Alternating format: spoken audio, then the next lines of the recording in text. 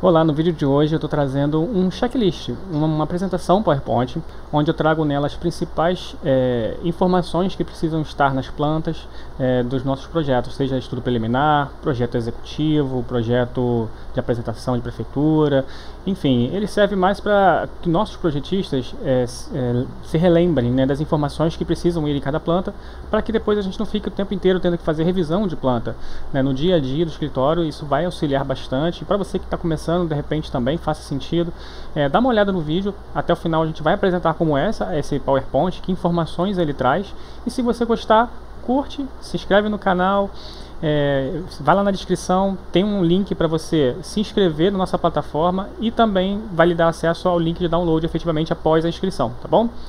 Vamos lá depois da vinheta.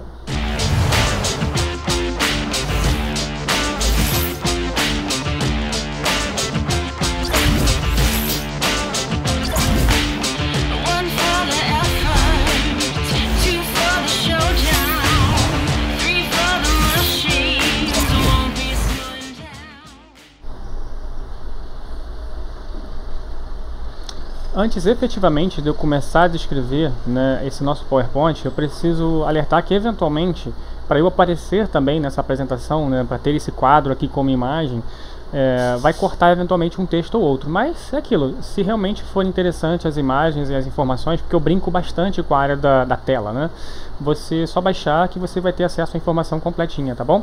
No geral eu vou explicar o que está se tratando cada slide, o que eu queria dizer com ele, o que eu preciso estar lembrando a esses projetistas, e aí é só realmente baixar e verificar lá, beleza? Vamos lá. Primeiro slide, apenas uma capa, né? O meu escritório de arquitetura, Leo Arquitetos, é meio que um procedimento para detalhar os projetos e quais informações vamos precisar colocar nesses projetos, certo? Como eu disse, do estudo preliminar ao executivo, né, para quem não tem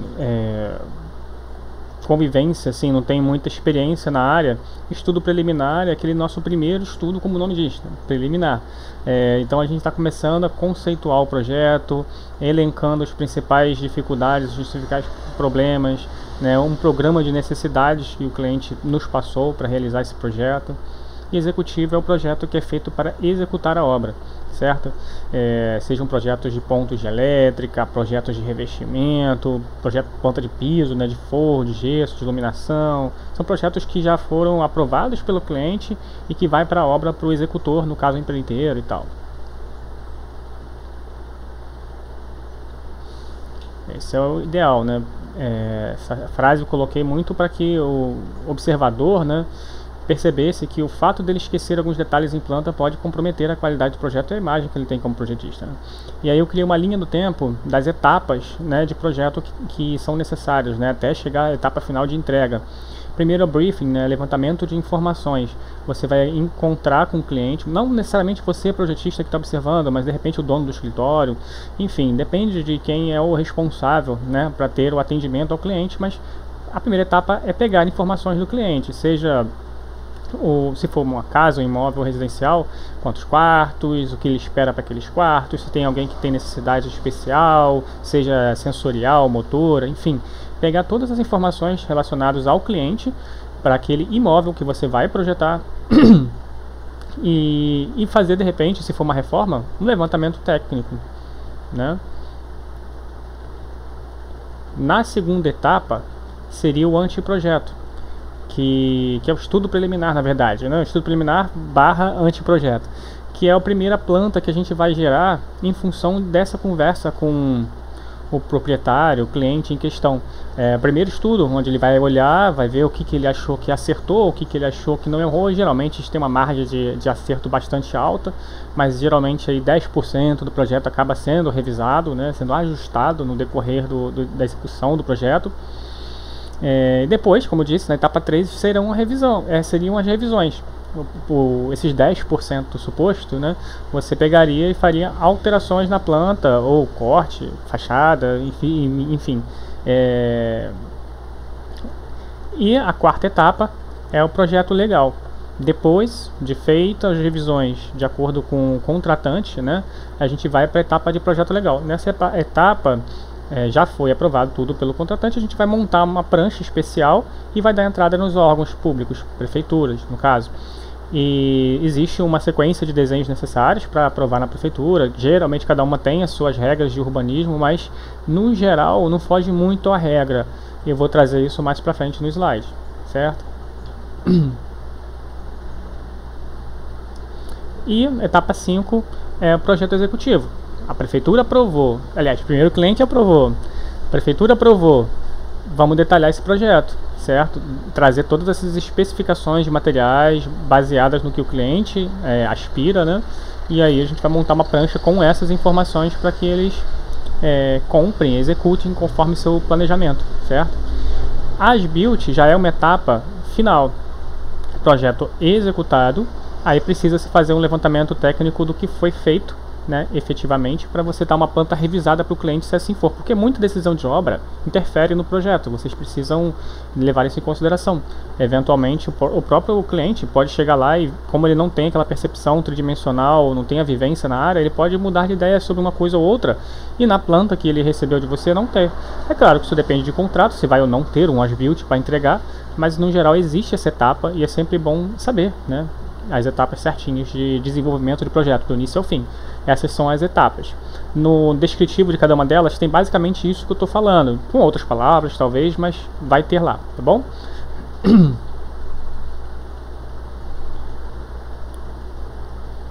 Nesse slide eu venho falando um pouco mais abrangentemente sobre o que é o estudo preliminar, quais são as principais coisas, né, que eu preciso descrever nessa planta, né? Uma modelagem bem acabada. Quando eu falo que é modelagem, eu estou dizendo 3D, modelagem 3D. A gente geralmente usa o Google SketchUp.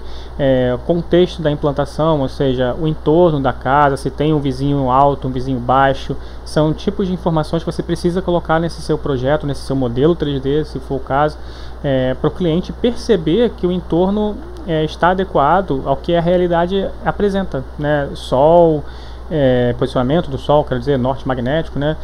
Materiais, geralmente, eu gosto de apresentar com materiais neutros, interiores principalmente, porque se a gente fizer um corte na altura de 1,5 m, transversal à planta da casa, quando você olha os móveis, né, de ambientes distintos, por exemplo, um banheiro pode ser um revestimento colorido, a sala ter outro revestimento colorido, e quando você vai ver no todo, tá todo colorido. Então eu pretendo sempre, né, trabalhar com materiais mais neutros, brancos, cinza, pelo menos nessa primeira etapa de estudo, quando não tem compromisso com o acabamento ainda, né? O objetivo principal, se for uma casa, vamos dizer assim, é mostrar o conceito geral do projeto, o volume da arquitetura, os fluxos, entendeu? Essa questão de ventilação, de iluminação natural, enfim. E renderização, para quem domine, né, a renderização, a gente faz um acabamento melhor para apresentar para o cliente, para ter aquela ilusão de fotorrealismo, reflexos, enfim. E dessa forma aumenta a qualidade, né, e automaticamente aumenta o nosso índice de aprovação desse mesmo projeto. Quanto melhor a apresentação no estudo preliminar, maior é nosso percentual de aprovação desse projeto, porque isso significa que o cliente está entendendo melhor. 3D, renderização, não é o que define a qualidade do projeto, mas se essas etapas forem bem feitas, a aprovação de um bom projeto é muito mais rápida, entendeu? E porque pode acontecer o contrário, um projeto muito bom, mas mal apresentado, o cliente não entende, ele não aprova muita coisa achando que vai ficar ruim, e não necessariamente é o caso, né? Hoje em dia essas ferramentas nos auxiliam muito. Enfim, essa é a estudo preliminar, etapa.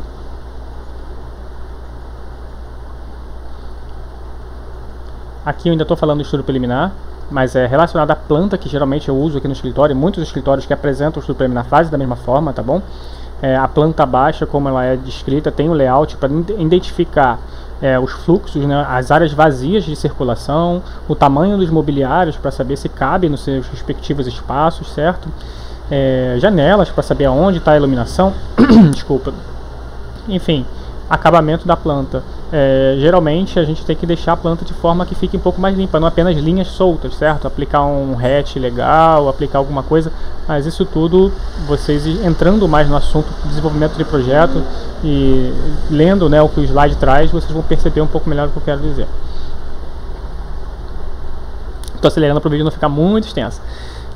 O projeto legal, né? Após a aprovação do estudo preliminar pelo cliente, como mencionei, entramos no projeto legal. Nessa etapa, a gente tem um conjunto de desenhos que é quase sempre padrão para todas as prefeituras, mas não é padrão, preciso deixar isso bem claro. Cada prefeitura tem as suas regras específicas da Secretaria de Urbanismo, tá bem? Então, o que eu quero dizer é que existe uma regra geral técnica, né, e as prefeituras geralmente vão para esse caminho, mas sempre tem umas que pedem algumas coisas a mais. Então a situação, por exemplo, escala de 1 para 500 para 100, né, representação dos níveis, enfim, todas essas informações que tem que estar na planta, para não esquecer de colocar, tá certo? Planta baixa, escala, legenda de esquadria, de equipamentos, enfim, escadas cotadas com memorial, enfim, 2 cortes, localização, quer dizer, o terreno em questão onde vai ser projetado o imóvel em relação às ruas vizinhas. E as fachadas, certo? As fachadas, elas não são obrigatoriamente necessárias que sejam feitas todas, depende da prefeitura, mas no geral eles pedem apenas uma. Eu gosto de colocar as fachadas nas plantas para ficar uma planta um pouco mais rica, um pouco mais apresentável. Pelo excesso, a prefeitura não reclama, desde que se respeite o padrão da prancha da prefeitura. Se você colocar um monte de informação a mais, a planta ficar gigante e saindo um pouco do que o padrão da prefeitura requer, isso vai cair em exigência. Se o projeto cai em exigência, a gente, como projetista, como arquiteto, como engenheiro, seja lá quem for que venha a dar entrada nesse projeto, vai ter que voltar para a prancheta, no caso para o computador, e alterar esse desenho para que a prefeitura aprove. Então esse jogo vai ficar até o final, a prefeitura dá o alvará quando apenas tiver aprovado o projeto de acordo com seus próprios padrões, certo? Para isso serve o checklist, olhar cada item, e esses itens vocês nunca esquecerem de colocar nas pranchas. Mas é sempre bom olhar a Secretaria de Urbanismo de cada cidade para perceber, né, as suas demandas especiais. Todas têm alguma coisinha diferente. Projeto executivo. Após a prefeitura aprovar, né, o seu projeto lá, o cliente, antes disso, obviamente, a gente vai vir a detalhar, né? Vai ter que encontrar com o cliente de repente, ou procurar pela internet a materialidade desses espaços, né? E efetivamente ir desenvolvendo cada desenho. Eu listei aqui os principais desenhos de projeto executivo, até sei que aqui o meu recorte de tela está em cima do primeiro trecho, mas como eu disse, é só vocês baixarem que vocês teriam acesso a isso.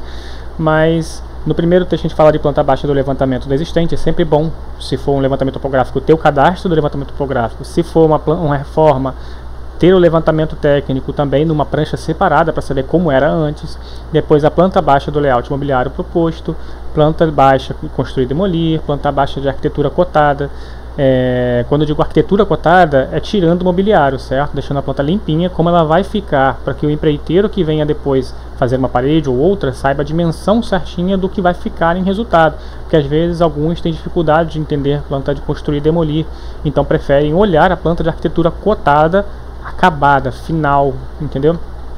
Planta de implantação, dependendo, obviamente, se for uma casa, um prédio que tenha essa necessidade, porque se for uma reforma não tem, se for uma loja não tem, então, enfim, depende de cada projeto. Por isso que é uma lista onde você vai observar, né, quais aqueles itens que se encaixam ao tipo de projeto. E eu ainda pretendo aprimorar ainda mais esse PowerPoint, tá? Eu quero abrir cada item desse e apresentar essa planta para vocês e descrever nesse PowerPoint o que tem que ter em cada uma delas. Por exemplo, planta de cobertura, o que geralmente a gente coloca numa planta de cobertura.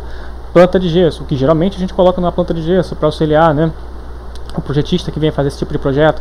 Planta de pontos de elétrica, e assim vai. Planta de revestimento, como que isso é feito. Eu ainda vou gravar novos vídeos sobre esse assunto.